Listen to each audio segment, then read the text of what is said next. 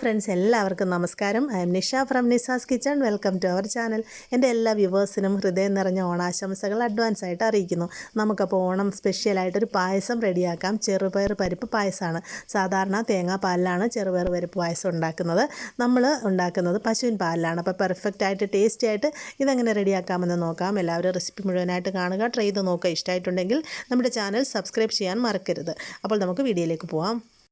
ആവശ്യമായിട്ടുള്ള ഇൻഗ്രീഡിയൻസ് എന്തൊക്കെയാണെന്ന് നോക്കാം. ചെറുപയർ പരിപ്പ് 1 കപ്പ്, പച്ചരി 3/4 കപ്പ്, ശർക്കര 400 ഗ്രാം, പശുവിൻ പാല് 1 ലിറ്റർ, ഏലക്ക പൊടിച്ചെടുത്തത് 1 ടേബിൾ സ്പൂൺ, ചുക്കുപൊടി 1 ടീസ്പൂൺ, കുറച്ച് തേങ്ങാക്കൊത്ത്, കാഷ്യൂനട്ട് 10-12 എണ്ണം, നെയ്യ് 3-4 ടേബിൾ സ്പൂൺ, ഉപ്പ് 2 നുള്ള. ഇനി പ്രിപ്പറേഷൻ നോക്കാം. ആദ്യമായിട്ട് നമുക്ക് ശർക്കര പാനി തയ്യാറാക്കാം. അപ്പം നമ്മൾ എടുത്തു വെച്ചിരുന്ന 400 ഗ്രാം ശർക്കര ഞാനൊരു 2 ഗ്ലാസ് വെള്ളം ഒഴിച്ചിട്ട് സ്റ്റൗവിലേക്ക് വെച്ചിട്ടുണ്ട്. അപ്പോൾ ഇതിനെ നമുക്ക് നന്നായിട്ടൊന്ന് തിളപ്പിക്കാം.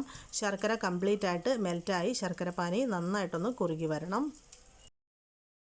ഇപ്പോൾ നമ്മുടെ ശർക്കര കംപ്ലീറ്റ് ആയിട്ട് മെൽറ്റായി വന്നിട്ടുണ്ട്. ഇത് കുറുകി തുടങ്ങിയിട്ടുണ്ട്. അപ്പോൾ നമ്മൾ 2 ഗ്ലാസ് വെള്ളം ഒഴിച്ചത് നന്നായിട്ട് കുറുകി 1 ഗ്ലാസ് ആയിട്ട് വരുന്നത് വരെ ഇതിനെ നന്നായിട്ട് തിളപ്പിക്കാം.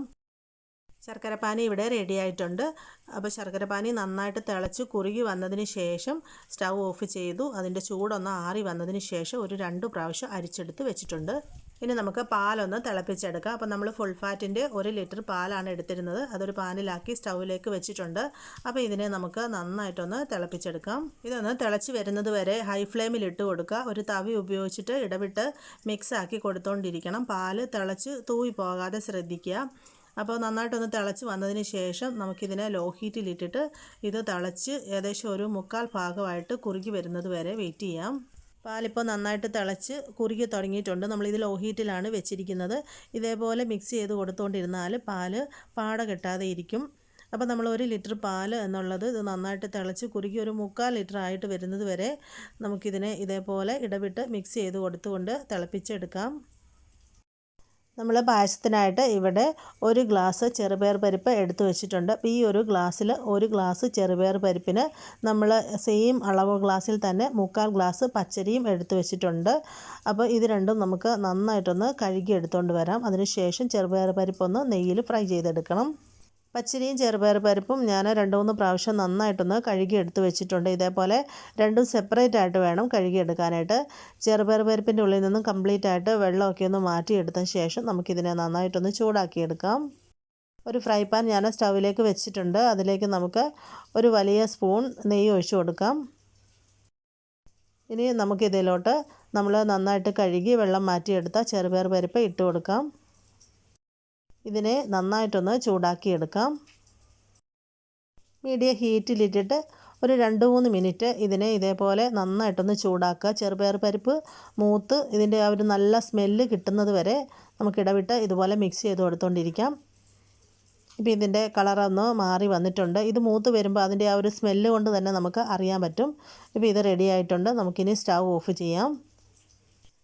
ചൂടാക്കിയെടുത്ത ചെറുപയർ പരിപ്പ് ഞാനിപ്പോൾ ഒരു കുക്കറിലേക്ക് മാറ്റിയിട്ടുണ്ട്. നമുക്ക് വേണമെന്നുണ്ടെങ്കിൽ കുക്കറിൽ തന്നെ നെയ്യ് ഒഴിച്ചിട്ട് ഇതിൽ തന്നെ ചെറുപയർ പരിപ്പ് ഫ്രൈ ചെയ്തെടുക്കാവുന്നതേ ഉള്ളൂ. ഇതിലേക്ക് നമുക്ക് പച്ചരി കൂടെ ചേർത്ത് കൊടുക്കാം. ഇത് രണ്ടും കൂടെ നന്നായിട്ടൊന്ന് വേവിച്ചെടുക്കണം. പച്ചരിയും ചെറുപയർ പരിപ്പും അളന്നെടുത്ത അതേ അളവ് ഗ്ലാസ്സിൽ ഒരു 3 ഗ്ലാസ് വെള്ളം അളന്ന് എടുത്തിട്ട് അതും കൂടെ നമുക്കിതിലേക്ക് ചേർത്ത് കൊടുക്കാം. മിക്സ് ചെയ്ത് കൊടുക്കാം. ഇനി നമുക്കിതിനെ അടച്ചു വെച്ച് നന്നായിട്ടൊന്ന് വേവിച്ചെടുക്കണം. അപ്പോൾ ചെറുപയർ പരിപ്പും പച്ചരിയും നന്നായിട്ട് വെന്ത് കിട്ടണം. അപ്പോൾ ഒരു 2 വിസിൽ വരുന്നത് വരെ കുക്ക് ചെയ്യാം. നമ്മളിപ്പോൾ ഹൈ ഫ്ലെയിമിൽ വെച്ച് ഇതിൻ്റെ 1 വിസിൽ അടുപ്പിച്ചെടുത്തു. ഇനി നമുക്ക് മീഡിയം ഹീറ്റിലേക്ക് മാറ്റിയ ശേഷം അടുത്ത 1 വിസിലിന് വേണ്ടിയിട്ട് വെയിറ്റ് ചെയ്യാം. ഇപ്പോൾ 2ാമത്തെ വിസിലും വന്നു കഴിഞ്ഞു. ഇനി നമുക്ക് സ്റ്റൗ ഓഫ് ചെയ്യാം. ഇതിൻ്റെ ചൂടൊന്ന് ആറിയതിന് ശേഷം കുക്കർ തുറന്ന് വേവ് നോക്കാം. വെന്തിട്ടില്ല എന്നുണ്ടെങ്കിൽ വീണ്ടും 1 വിസിലും കൂടെ അടുപ്പിച്ചെടുക്കണം. എന്തായാലും ഇത് രണ്ടും നന്നായിട്ട് വെന്ത് കിട്ടണം.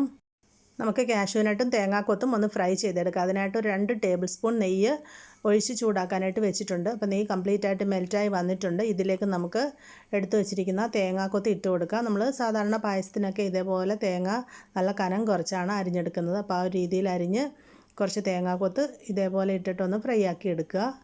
അപ്പോൾ നല്ലൊരു ഗോൾഡൻ കളറായിട്ട് വരണം. ഇപ്പോൾ കണ്ടില്ലേ നമ്മുടെ തേങ്ങാക്കൊത്ത് നന്നായിട്ട് ഫ്രൈ ആയി വന്നിട്ടുണ്ട്. ഇതിനെ നമുക്ക് നെയ്യിൽ നിന്ന് കോരി മാറ്റാം. അതിനുശേഷം ബാലൻസ് നെയ്യിലേക്ക് എടുത്ത് വെച്ചിരിക്കുന്ന കാഷ്യൂ നട്ടും കൂടി ഇട്ടിട്ട് ഈ രീതിയിൽ ഒന്ന് ഫ്രൈ ചെയ്തെടുക്കാം. ഞാൻ ഈ പായസത്തിലേക്ക് ഉണക്കമുന്തിരി ചേർക്കുന്നില്ല. നമ്മൾ ഉണക്കമുന്തിരി ചേർത്തിട്ട് പായസം ഉണ്ടാക്കുമ്പോൾ കുറച്ച് സമയം കൂടുതൽ ഇരുന്ന് കഴിയുമ്പോൾ പായസം പെട്ടെന്ന് കേടായി പോവും. ഇപ്പോൾ ഇതും റെഡി ആയിട്ടുണ്ട്. കുക്കറിൻ്റെ ചൂടൊന്ന് ആറി വന്ന ശേഷം ഞാനിത് തുറന്നിട്ടുണ്ട്. നമുക്കിതിൻ്റെ വേവ് നോക്കാം. ഇത് നല്ലതായിട്ട് വെന്ത് വന്നിട്ടുണ്ട്. കണ്ടില്ലേ? ഈ ഒരു രീതിയിൽ നന്നായിട്ട് തന്നെ വേവിച്ചെടുക്കുക. കാരണം നമ്മൾ ഇനി ഇതിലോട്ട് ശർക്കരപ്പാനി ചേർക്കും. ശർക്കര ചേർത്ത് കഴിഞ്ഞാൽ പിന്നീട് ഇത് കൂടുതൽ വേവില്ല. അതുകൊണ്ട് വേവ് ആദ്യമേ കറക്റ്റാക്കി എടുക്കുക. ഞാനിപ്പോൾ വെന്ത ചെറുപയർ പരിപ്പും പച്ചരിയും കൂടെ വൈഡായിട്ടുള്ള ഒരു പാനിലേക്ക് മാറ്റിയിട്ടുണ്ട്. നമ്മൾ വീഡിയോ എടുക്കാനുള്ളൊരു സൗകര്യത്തിനാണ് പാൻ ഇതുപോലെ മാറ്റി കൊടുത്തത്. അല്ലെന്നുണ്ടെങ്കിൽ നമുക്ക് കുക്കറിൽ തന്നെ കുക്കിംഗ് കണ്ടിന്യൂ ചെയ്യാം. ഇനി ഇതിലോട്ട് റെഡിയാക്കി വെച്ചിരിക്കുന്ന ശർക്കരപ്പാനി ഒഴിച്ചു കൊടുക്കാം. ഇനി ഇത് നന്നായിട്ട് മിക്സ് ചെയ്ത് കൊടുക്കുക. ഇതിപ്പോൾ കുറച്ച് കട്ടയായിട്ടാണ് ഇരിക്കുന്നത്. പച്ചരിയും ചെറുപയർ പരിപ്പൊക്കെ ഒന്ന് തണുത്ത് കഴിയുമ്പോൾ ഇതേപോലെ കട്ട കിട്ടും. അപ്പോൾ അതിനെ നന്നായിട്ട് കട്ടയൊക്കെ ഉടച്ച് ഇളക്കി യോജിപ്പിക്കുക. അതിനുശേഷം നമുക്കിതിനെ നന്നായിട്ടൊന്ന് തിളപ്പിച്ചെടുക്കാം. ഇതിപ്പോൾ നന്നായിട്ട് തിളച്ച് വന്നിട്ടുണ്ട്. അപ്പോൾ ഒരു 5-6 മിനിറ്റ് ഇതിനെ ശർക്കരപ്പാനിയിലിട്ടിട്ട് നന്നായിട്ടൊന്ന് തിളപ്പിക്കുക.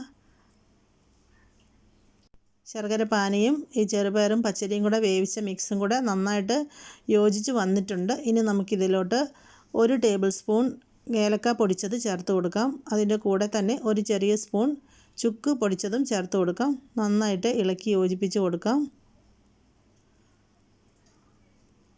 ഇനി തീ നന്നായിട്ട് കുറച്ച് വെച്ചതിന് ശേഷം ഇതിലേക്ക് നമുക്ക് തിളപ്പിച്ച് വെച്ചിരിക്കുന്ന പാൽ ഒഴിച്ച് കൊടുക്കാം. അപ്പോൾ പാൽ ഒഴിക്കുമ്പോൾ തന്നെ ഇത് തുടർച്ചയായിട്ട് മിക്സ് ചെയ്ത് കൊടുത്തുകൊണ്ടിരിക്കണം. പാൽ ഒഴിച്ചിട്ട് ഒരുപാട് സമയം ഇത് തിളപ്പിക്കരുത്. ജസ്റ്റ് ഒരു തിള വന്നാൽ ഉടനെ സ്റ്റൗ ഓഫ് ചെയ്യുക. അല്ലെന്നുണ്ടെങ്കിൽ ശർക്കരയും പശുവും പാലും ആയതുകൊണ്ട് പിരിഞ്ഞു പോകാൻ സാധ്യതയുണ്ട്. അപ്പോൾ അത് ഒഴിവാക്കാനായിട്ട് നന്നായിട്ടൊന്ന് ചൂടായി കിട്ടിയാൽ മതി. ഇനി ഇതിലോട്ട് നമ്മൾ ഫ്രൈഡ് ഐറ്റംസും കൂടെ ഇട്ട് കൊടുക്കാം. നന്നായിട്ട് ഇളക്കി യോജിപ്പിക്കുക. അപ്പോൾ ഇനി ഇതിനെ തിളയ്ക്കാതെ ശ്രദ്ധിക്കുക. ജസ്റ്റ് ഇതിൻ്റെ ഉള്ളിൽ നിന്ന് ഒരാവി വന്ന് ഫസ്റ്റ് തിളയാകുമ്പോൾ തന്നെ ഓഫ് ചെയ്യണം. അപ്പോൾ ഒരു 2 നുള്ളു ഉപ്പും കൂടെ ചേർത്ത് കൊടുത്തിട്ടുണ്ട്. നന്നായിട്ട് മിക്സ് ചെയ്യുക. ഇത് തിളച്ച് പോകാതെ പ്രത്യേകം ശ്രദ്ധിക്കണം. അതുകൊണ്ട് തന്നെ ഇടവിട്ട് മിക്സ് ചെയ്ത് കൊടുത്തുകൊണ്ടിരിക്കുക. ഞാൻ ഈ ഒരു സമയത്ത് തേങ്ങാക്കൊത്തും കാഷ്യൂ നട്ടും ഫ്രൈ ചെയ്ത് ആ ബാലൻസ് നെയ്യും കൂടി ഇതിലോട്ട് ചേർത്ത് കൊടുക്കുന്നുണ്ട്. അപ്പം നെയ്യുടെ ടേസ്റ്റ് അധികം ഇഷ്ടമില്ലാത്തവർക്ക് അത് ചേർക്കണമെന്നില്ല. നന്നായിട്ട് ഇളക്കി യോജിപ്പിക്കുക. അതിന് ശേഷം ജസ്റ്റ് ഇതിൻ്റെ ഉള്ളിൽ നിന്നും ഒരു തിള വന്ന ശേഷം സ്റ്റൗ ഓഫ് ചെയ്യാം. നമ്മുടെ അടിപൊളി ചെറുപയർ പരിപ്പ് പായസം ഇവിടെ റെഡി ആയിട്ടുണ്ട്. അപ്പം നമുക്ക് തേങ്ങാപ്പാലില്ലാതെ തന്നെ പശുവും പാൽ ഉപയോഗിച്ച് വളരെ ടേസ്റ്റി ആയിട്ട് ഈ പായസം റെഡിയാക്കി എടുക്കാം. അപ്പം നല്ല കറുത്ത ശർക്കര ഉപയോഗിച്ചിട്ട് തന്നെ ഇത് ഉണ്ടാക്കാനായിട്ട് ശ്രദ്ധിക്കുക. അങ്ങനെ ആകുമ്പോൾ പായസത്തിന് നല്ല ആ ഒരു ഡാർക്ക് കളർ കിട്ടും. അപ്പോൾ എല്ലാവരും ഇതൊന്ന് ട്രൈ ചെയ്ത് നോക്കിയിട്ട് ഇഷ്ടപ്പെട്ടിട്ടുണ്ടെങ്കിൽ മറക്കാതെ വീഡിയോ ഷെയർ ചെയ്യാനും നമ്മുടെ ചാനൽ സബ്സ്ക്രൈബ് ചെയ്യാനും മറക്കരുത്. അപ്പോൾ മറ്റൊരു നല്ല വീഡിയോ ആയിട്ട് വരുന്നത് വരെ എൻ്റെ എല്ലാ കൂട്ടുകാർക്കും നന്ദി, നമസ്കാരം.